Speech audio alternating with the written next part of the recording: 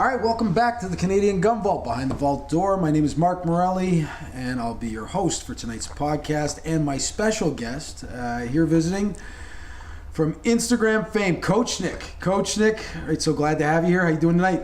I'm doing great. Thanks for inviting me over. This is great to be behind the vault door. Yeah, you know, for the people that don't know, Coach Nick is been a fantastic friend, a good shooting buddy, and now cigar and scotch partner. Oh yeah. You know, yeah, absolutely. You know, he's got fantastic taste in cigars, and I will occasionally indulge in a alcoholic beverage. One, you know, to be exact, especially when doing a podcast. You know, I'm going to encourage everybody out there to drink responsibly. It's important. Always. Yeah, always. Especially as we head towards the Christmas season. You know, safety first. Right? We're always going to emphasize that here at the Canadian Gun Vault. Anyway, Coach Nick, again, good having you here, and I wanted to talk about a couple of subjects with you tonight.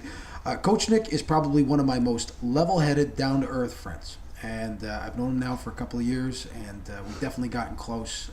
You know, Coach Nick first appeared on the Instagram page, and then after some conversation, we managed to get out and do a little bit of shooting, and I think I found a lifetime friend in this man, so I'm really proud, right, to call him that, and to have him here tonight. It's really good to have you here, bud. Feelings mutual. Yeah, we always seem to have a good time. Awesome. So tell me, finding the Canadian Gun Vault, right? I mean, you found us on Instagram. Yep. And, you know, was there any one specific thing that drew you to the Canadian Gun Vault? Or was there, like, what was it that brought you to the Gun Vault? Like, I mean, were you into firearms before all this started? I was into firearms for about 5 to 6 years. Okay. But I was very new to Instagram at that time. So yeah. I just kind of created an Instagram account and was just kind of surfing around, looking for things, saw some gun material come up, and saw the one that drew my attention was the fact that it was Canadian. Yeah, we're getting a lot of that. A lot of people are, you know, sending a lot of praise our way for being a 100% all Canadian, you know, site. And of course, it's gotten a lot of attention from Canadians, but as well from our American followers. Right, love you guys. And now we're seeing a lot of people from around the world. Yeah, you were mentioning the other day, totally international. UK, Norway, all over the place. Germany, Brazil. You guys out in Brazil are awesome. I tell you, the Brazilians love their guns. They really do. There are problems out there, but they love their guns. They do. But you know, so you arrive at the Canadian Gun Vault. You're drawn to it because it's Canadian, and you know. Me obviously like the content, and you contacted me and we began speaking. Yep. And you know, immediately, folks, one of the things that piqued my interest was Coach Nick had managed to snag himself one of those fantastic family heirlooms. You know, somewhere in his family history, and I mean, maybe you can explain this to us. Sure. You came across a shotgun that, you know, you wanted me to have a look at and maybe take some photographs of, and ultimately shoot the hell out of. We really enjoyed that. You can tell us a little bit about where that gun come from? Sure. Yeah, that was my grandfather's duck gun, Remington 10A, and it had sat in the house I grew up in the attic for years. Yeah. My mom eventually decided to sell that house, and the shotgun was passed to me. Decided to get my license and did a little research. My mom dug out a picture of my grandpa shooting with that gun that I think you posted. Yes. I love that. I love that you had that. Yeah. And we tried to locate the site of that picture. Yeah. And I did talk to one of my uncles, and he said that is no longer there, where it was, just at the end of that dock. But he kind of relayed a little bit of information to me, is that Grandpa would literally come home with 2-3 ducks and hand them to Grandpa, and it's dinner time. Yeah, you know, I certainly remember my grandfather as a small child bringing in his break open shotgun. He had a single shot shotgun that was nothing more than just a piece of pipe and a trigger with a bit of a wooden stock attached to it. There really wasn't much to it. You know, he was a product of the Depression, and of course, when times were tough, you know, you went out and got your own food. I got nothing but respect for the hunters, and certainly your grandfather sounds like he was one of them. And for the people that don't know, Coach Nick produced a photograph of his grandpa shooting this shotgun. You know, a nice tattered photograph, and we desperately wanted to duplicate that photograph with you in it at the same location. And we were working diligently to try and recreate that photo at the exact same site.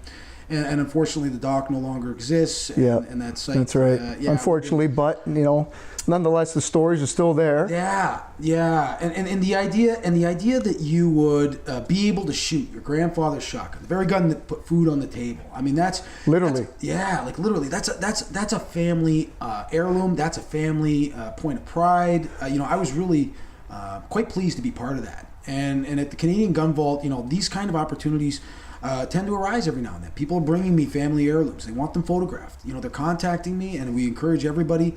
If you have something you want photographed, feel free to contact me at the Canadian Gun Vault Inc. at gmail.com or private message me on the Instagram page or on Facebook.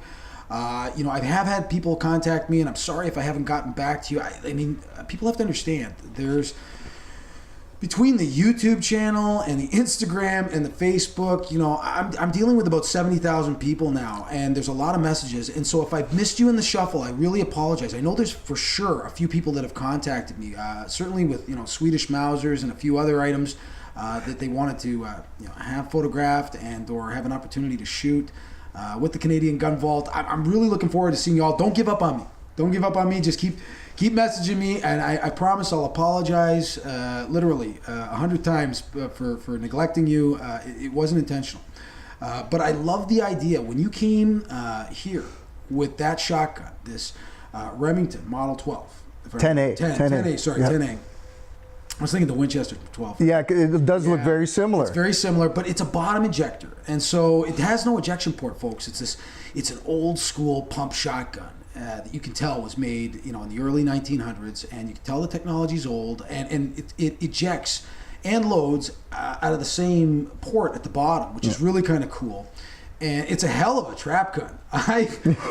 When it works. When it works, yeah. We have had some problems with few hiccups. Soft strikes on the primers. I'm willing to bet that a different ammunition might work with that. We'll figure it out. Yeah, I think maybe a stiffer hammer spring. Anybody with any ideas, feel free to shoot us a note. We're willing to take on any suggestions to try and remedy it. It doesn't work every time, but when it goes bang, it hits. It does. It's really a fantastic piece, and to know that it's a 100-year-old gun that belonged to your grandfather, I love having it out there on the line. And the opportunity to photograph it and tell its story is something that really pleases me. And the best part about it was, I did appreciate seeing it up on the Instagram account, and was just pleased as punch that it brought all the viewers that it did. Yeah. But the most special part about it was that I got to learn the history and had the conversations and learned a little bit about it, and the fact that he was, because I grew up in a single parent home, and he was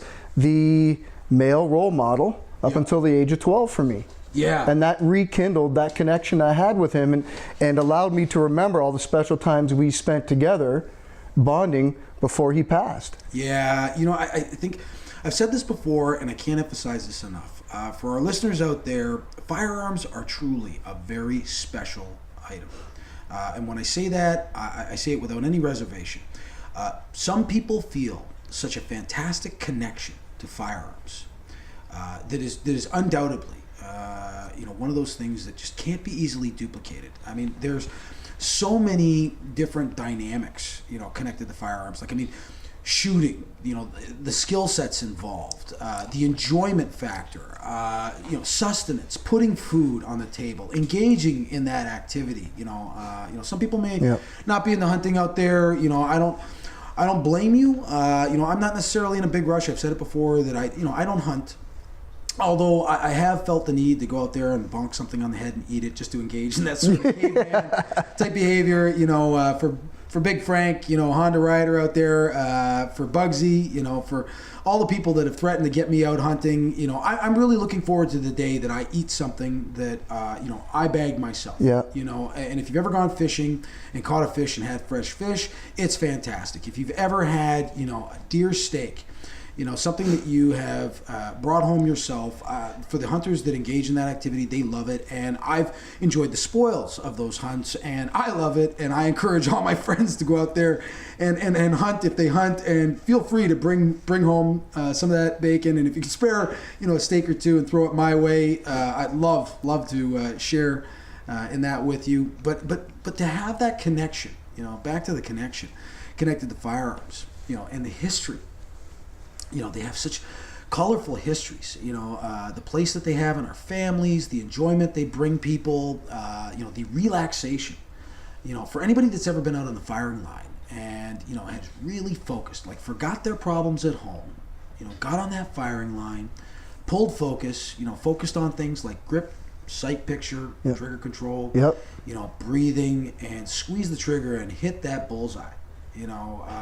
That's the kind of thing that some people spend lifetimes trying to find an activity that can offer them that kind of enjoyment, excitement, and relaxation, all wrapped in one particular many different skill sets. Yeah, and to have all those skill sets. And so, like, if you've got a family heirloom at home, cherish it. Cherish it. Please don't be that family. And certainly the CGV relocation plan, and for the people that are listening, if you haven't noticed it yet on Instagram or on Facebook, we've instituted a new kind of phenomenon on those pages, the CGV relocation plan. And if you look at the hashtag CGV relocation plan, what you're going to find is that families are bringing me items for photography and for showcasing. And I love the idea of explaining the history of the guns. And I love the idea of sharing with people why these items are so special historically, making references to pop culture and or, whether or not they were used by great figures in history. I love telling people how cool these guns are, how they're accurate, they're reliable, they're well made, especially the vintage ones. Specifically the vintage ones. I love telling people all these things and showing them these great guns, and then being able to say, if anybody's interested, the family's thinking about selling it, believe it or not. Because for some people, they don't have any interest in firearms. They're never going to get their firearms license, and maybe they inherit these things and they don't mean much. It's not their thing. I would encourage any family to go out there. Some member of the family should go out there, get their license, at least take over carriage of that item and use it in an effort to kind of reconnect with the family. But if you don't have any urge to do that, feel free to contact us at the Canadian Gun Vault, and we will definitely showcase the item if you want to see it up for sale. We don't sell guns, but what I do is I put people in touch with the families that are selling them, and for the people that might want to sell them, it's not me selling guns. I'm just putting the right people together. And I love the idea of seeing these guns go to places where people will appreciate them. We often use the hashtag to a loving home, because there's going to be somebody out there, like if you decided, heaven forbid, that you should ever decide to sell that Model 10. Never. Absolutely not. I like that. Absolutely not. I love that attitude. If you made that mistake, that horrific mistake of selling that gun, first of all, everybody out there listening, you'd have to stand in line behind me. I would probably beat Coach Nick about the head and face to try and get some sense into his head before I'd let him do that. But I would take over carriage of that thing in a heartbeat. It's a really cool vintage piece. It looks like something Bonnie and Clyde would carry, quite honestly. Yeah. It's got that look, like that untouchable sort of Elliot Ness sort of feel to it. But for the people out there that decide that they, for whatever reason, don't want to have them, don't necessarily want to turn them into the police, because I'll tell you folks, you don't bring guns to the police unless you're expecting to see them turned into paper clips and destroyed. The police do not resell items. The police do not make a concerted effort in most cases to see these items go to museums, even if they are museum worthy. I've seen my share of broom handle Mausers and Thompson submachine guns melted down, folks, and it was always heart-wrenching for me. But if you want to go with an alternate plan, if you want to see these guns go to a place that will appreciate them, or a person who will love them, care for them, use them, definitely contact us at the Canadian Gun Vault at inc@gmail.com, and or on the Facebook or the Instagram page. We'd love to hear from you, if for no other reason than to just photograph them and to tell their story and to maybe share in a way, where they came from and maybe the significance they may have in your family. Who knows? Maybe it'll enlighten some people and stop them from selling them. But certainly, it will stop them from going to the shredder, because I'm finding that the CGV relocation plan has been a complete success. It has. You made put a lot of smiles on people's faces. Yeah. Like, I mean, you know what? I started it thinking to myself, well, rather than it going to the melting pot, maybe there's somebody out there that would want this. I mean, I saw Pellegrino 69 loses his mind when a Webley came up, a 22 Webley. Like, no, don't you dare melt that thing down. To have people get really excited, and express interest in these items. It's been really fantastic for me to watch them, kind of flock to this page. So I would encourage everybody out there listening, spread it around a little bit. Let people know that, we're not selling guns, but this might be a good place where you could find a fantastic deal on a vintage piece that was obviously important to somebody at some point in their lives. And maybe get an opportunity to own it yourself. Rather than see it go to a shred. I've seen some people actually stand up and say, "There's no way I'm going to let this thing get melted down." Yeah, no kidding. Some of the interest has been in just not seeing guns melted, and that hey, maybe they weren't necessarily looking for that item. But to have one, drop in your lap at a really good price, and I mean, the families don't seem to be wanting, ridiculous sums of money. Like I'm giving a fair, market value, when I'm, assessing these things. It's a win-win. Yeah, you know what? Like to tell people, well, it's got a scratch here or a nick there. This is what people are paying for them in Canada right now. To tell the owners or the families that they've got. An item on their hands that's worth about $350 to $400, and if somebody's asking $8 someplace else and has been sitting on it for 10 years, that's not realistic. And then to look at the people that are buying and saying, well, I think that you should expect to spend about $300 to $350, and to find kind of that happy medium ground where everybody's pleased. The family gets something back in terms of their loved one's investment, and at the same time they get to see it go to somebody who will appreciate it, and I really like being part of that process. Not necessarily selling guns. I want to make that perfectly clear, but just putting the right people together. And the third part to that is somebody's a new owner and is happy, got something at a good deal, and now there's going to be years of enjoyment for them. Maybe that turns into an heirloom in their family. Absolutely. And I mean, when I built the Canadian Gun Vault, I did it so that we could showcase the Canadian firearm community. I've had a lot of people asking me, like, what is it? Like, I mean, people stopping me out in public and saying, what is this? And I've had a hard time because it touches in so many different ways, It does. So many items. It started off as a firearms enthusiast page, and it's grown into something completely, I don't want to say completely different, but it's evolved, and it's taken on a life of its own. I'm really pleased about that. And I don't want to bore our listeners, but I mean, just to keep you up to date on the progress, we've hit 54,000 on Instagram. We're still at about 12,000 on YouTube, but we're about to start filming again, so we're expecting that those numbers are going to climb. We love that you guys have been paying attention to the podcast. They're growing. The number of downloads from SoundCloud and iTunes seems to be consistently going up and up. Our listener base is growing, and I love that because as our population grows, I'm convinced, so does the strength of our voice. Absolutely. And so to have it start as a firearms enthusiast page and to have it evolve into showcasing the Canadian firearm community, and to give people an opportunity to get the latest news about what's going on with firearms, to see some of the best deals, the gun stores, to travel around, to show people the different types of guns that they're able to own, how some things work, to give basic tutorials. Like just the other day, I loved it. A post, I did the simplest of posts, and you never know what's going to happen. I may set up the most elaborate display for photography, and it's not all about the likes, but 600 or 700 people may like that, but I put up a picture from one of the sites I had borrowed from, which is something I don't do that too often, but I saw a really great picture, a cutaway of a bullet. I saw that. Yeah. It was a cutaway of a bullet, and it had the projectile and the case and everything kind of split down the middle, but there was visible powder and primer and everything. So it basically showed you the components of a bullet in a cutaway type layout. And so I zoomed in on it, and I thought, what, for the people that don't know, because there's a lot of people that don't know how a bullet actually works, and I had an opportunity to kind of stretch my descriptive power legs, and I kind of described in a very simple way how a bullet works from the time that the firing pin strikes the primer till it travels down the barrel and goes bang. Right. For the people that aren't familiar.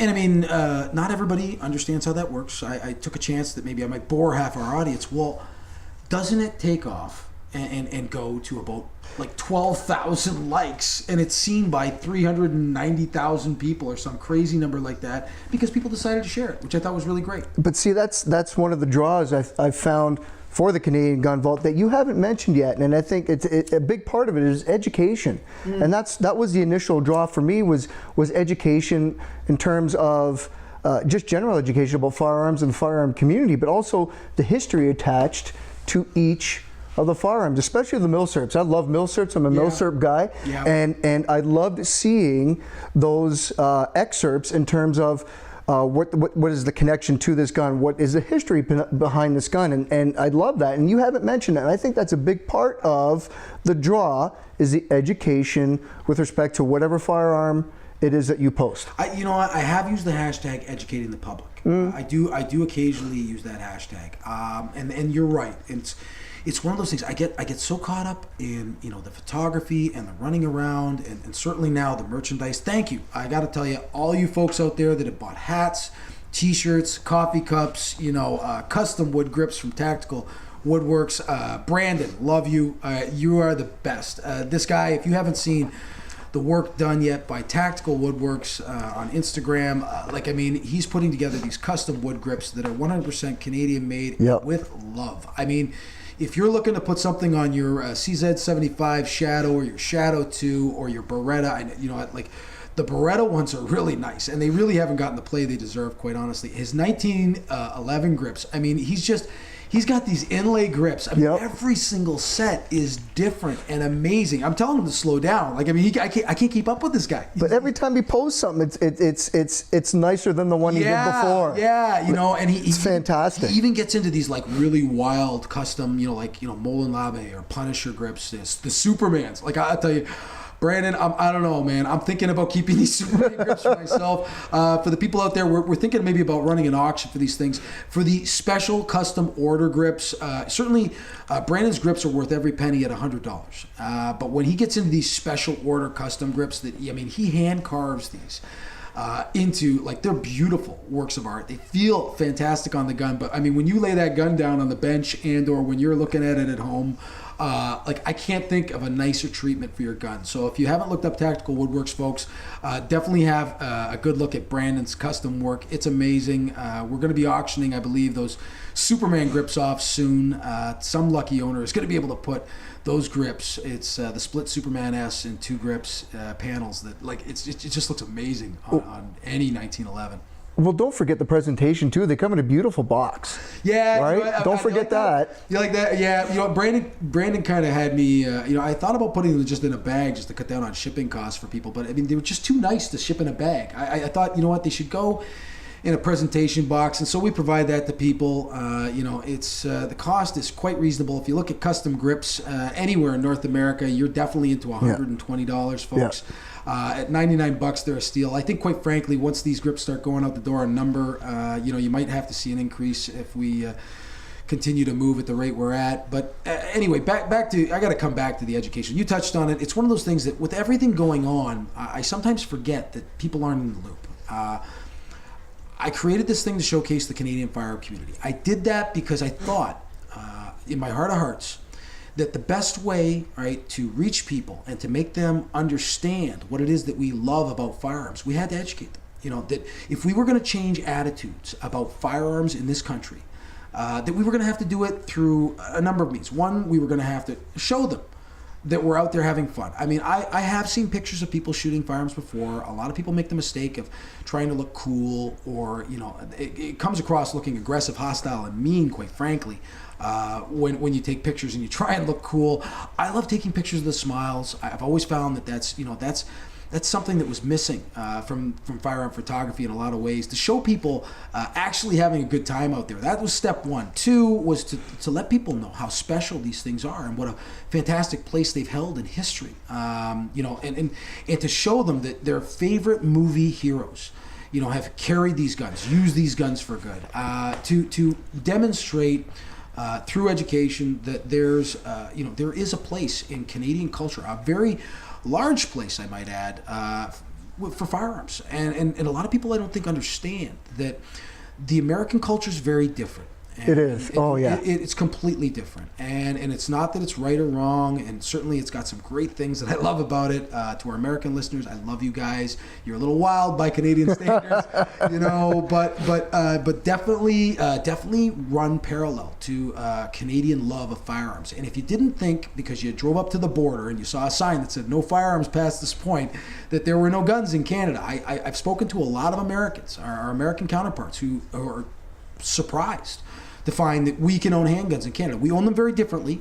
We don't, tuck them into the back of our pants. And I've had some not yet. Not yet. I've had some good laughs with Honda Rider about this one. We don't load guns and carry them around in the back of our pants. It's not that way up here. It's very much a range culture when it comes to handguns and restricted rifles up here. Like your VZ rifles, and of course we don't have regular ownership of AK-47s anymore and HKs. We're working towards changing that ultimately. We are. But again, that comes through education, and we really do feel here at the Canadian Gun Vault that by educating the public, by demonstrating that we're good people, that statistically we have no part in criminal activity. When you look at things that are going on involving criminal activity and firearms, the Canadian firearm community is nowhere near that. We've had recently a bit of a mishap, and I mean the SKS has been the subject of much controversy lately. And it has, yeah. Once again, this has come up, and I mean I don't believe in dodging these subjects. I really don't. And some people would say, "Well, why is he bringing that up?" I'm thinking it's an important thing to talk about. You've got apparently, and I mean I can't verify this. I wasn't there, but apparently, a police officer tragically and horrifically was shot by a man who was in possession of an SKS, according to the news anyway, has shot a police officer and killed a police officer with an SKS rifle. He had a license at some point, apparently, and the license expired, but he was still in possession of the rifle. And I can't help but think that it's a fantastic, terrific coincidence that the SKS seems to be continuously popping up again and again in the news. Not that I would suggest anything's been fabricated here. Certainly, if somebody's passed away, that's horrible. But here we go. We've got a former PAL holder who's injured and killed somebody with this SKS rifle. And once again, I see firearm owners everywhere cringing. And every time you see in the news, right, Coach Nick, right, a firearm-related event, what's the first thing that jumps into your mind when you think about, or see in the news somebody using a firearm in the commission of offense? Here we go again. Yeah, and I mean, you expect what? That there's going to be backlash against the legal firearm owners, and we're going to be grouped in with the criminals. And that's exactly what happened. I mean, okay, at one point he was a legal firearm owner, but he was no longer a legal firearm owner. Yeah. He was a criminal. Well, he certainly became one. Absolutely. He became one. And I mean, what's going to happen, from that? I'm sure that there'll be a host of anti-gun, gun coalition types that will push forward that something needs to be done to ensure that this never happens again. And I think that they're right. Something should be done to ensure that this never happens again. I just don't think that they're going to come up with any kind of legislation that will prevent it. Well, how do you legislate morality? That is right. Like that's the question. That's what it boils down to. How do you legislate morality? You don't. You can't. Well, I hear a lot of people talking about trucks and cars and anthrax, and if you want to hurt somebody, you're going to. Knives is a. Of course you are. Yeah. And firearms. If everybody can kind of just take a moment and think about it for a second, firearms are just a vehicle by which a bad person does bad things. Or at least that bad person chooses that bad thing to do it with, which is completely wrong and unacceptable and needs to be addressed. And I think that it speaks to some really serious issues.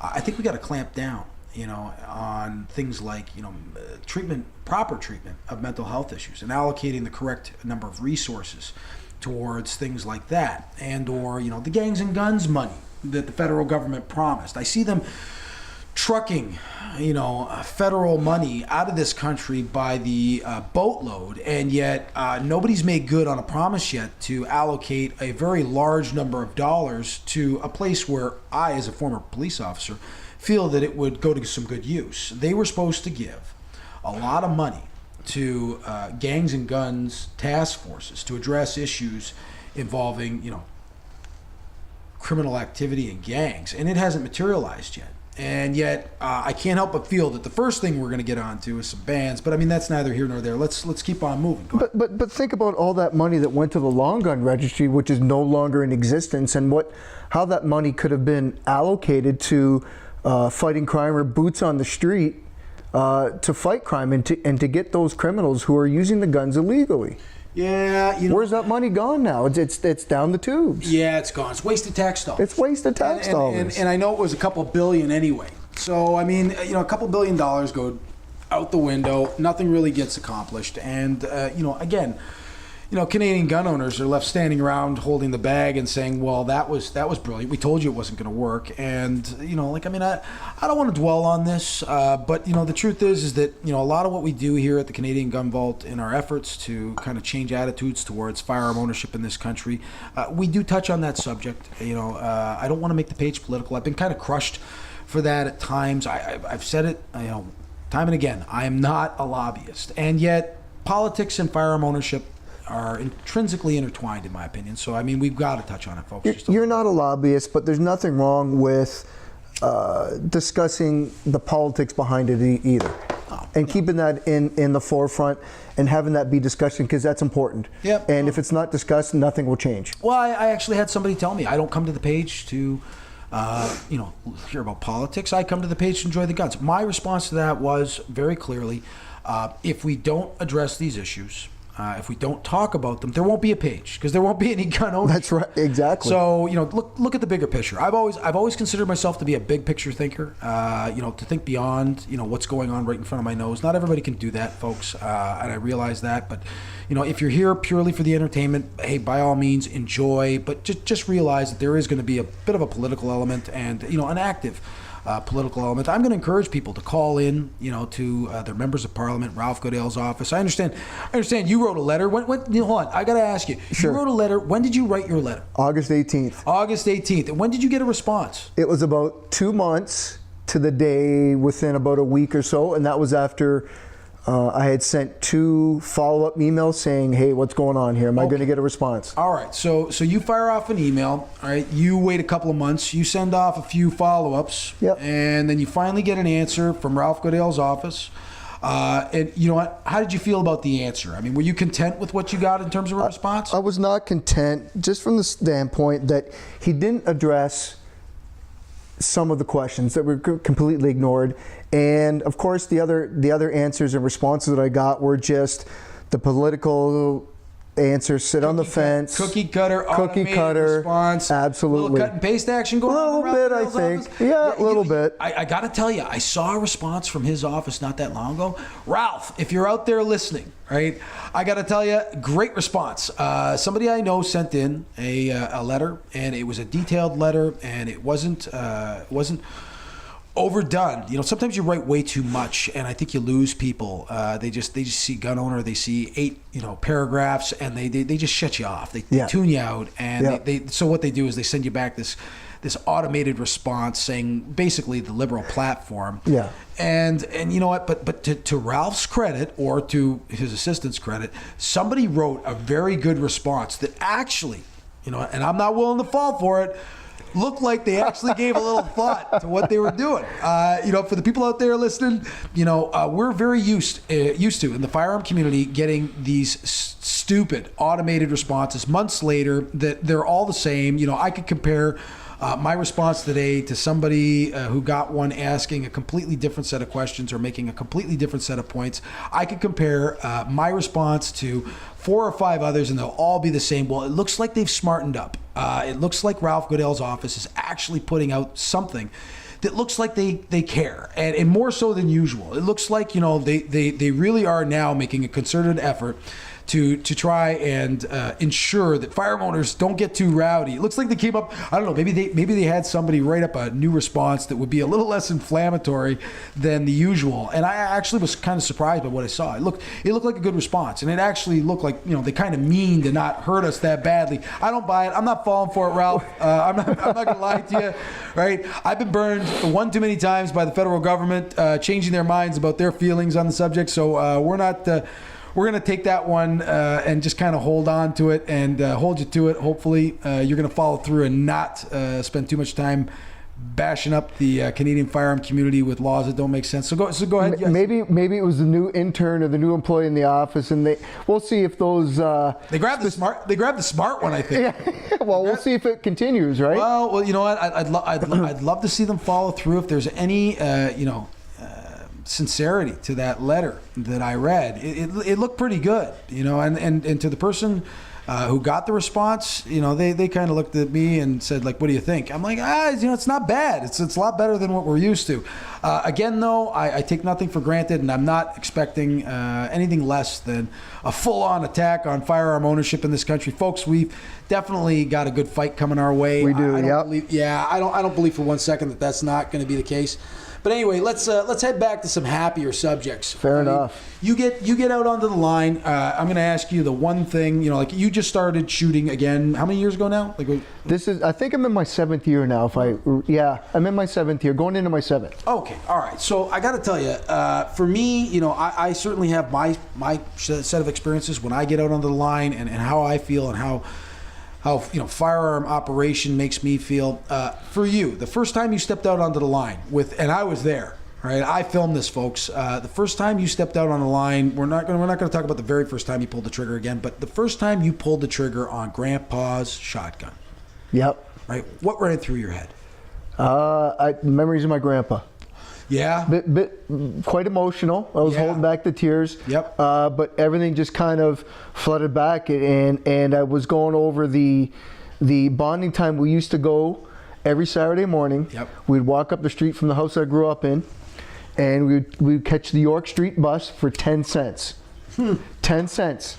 So I remember dropping my dime in the little slot, and we would take the bus down to the original farmers market on York Street. Yeah. You know what? I remember the 15-cent bus ride as a child, and so you're just a tad bit older than I am. Just a tad. But I remember riding the bus with my grandpa. You look older than I do, though. Yeah, well, that's because I've had so many people stressing me out, buddy. It could be. I have had kind of a stressful last couple of years, but it's getting better. It's getting better, and I'm enjoying it more and more every day. And certainly spending time with good people like you is making it easier for me.